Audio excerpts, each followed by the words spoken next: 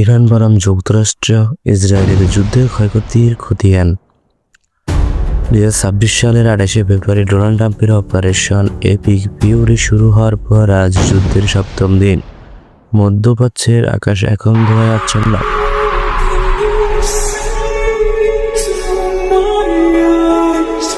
একদিকে আমেরিকার অত্যাধুনিক স্টিলথ ফাইটার আর অন্যদিকে ইরানের হাজার হাজার কামিকাজে ড্রোন।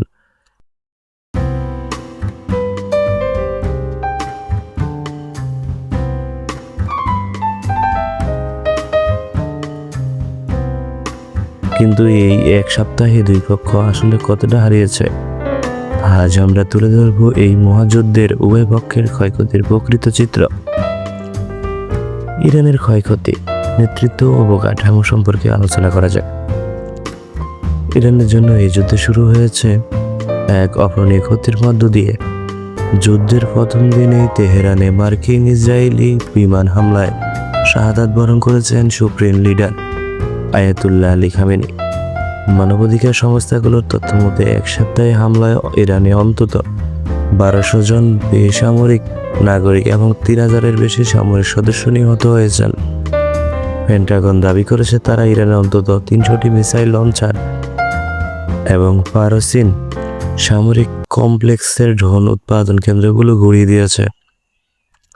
এছাড়া পারস্য উপসাগরে ইরানের 43টি যুদ্ধজাহাজে ধ্বংস হওয়ার খবর নিশ্চিত করা হয়েছে।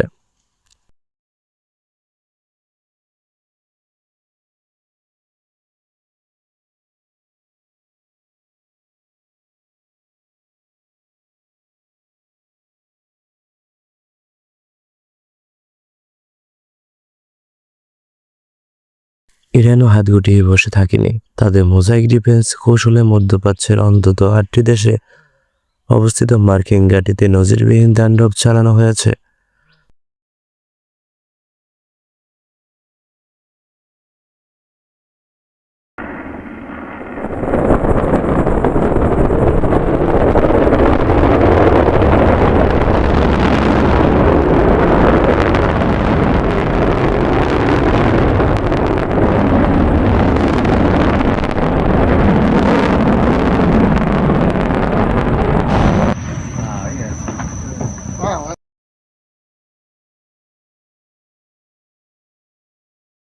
পেন্টাগন নিশ্চিত করেছে যে কাতার, কুয়েত এবং জর্ডানের ঘাঁটিতে হামলায় এ পর্যন্ত 6 জন মার্কিন সেনা নিহত এবং 20 জন গুরুতর আহত হয়েছেন।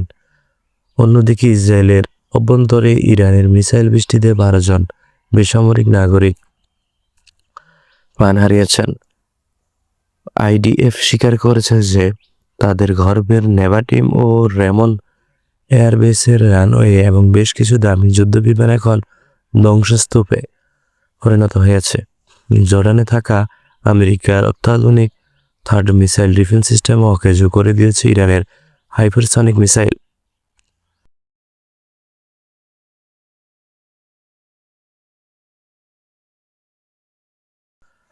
সংখ্যায় ইরানের ক্ষয়ক্ষতি অনেক বেশি মনে হলেও আমেরিকার জন্য কৌশলগত ক্ষতি অনেক বড়।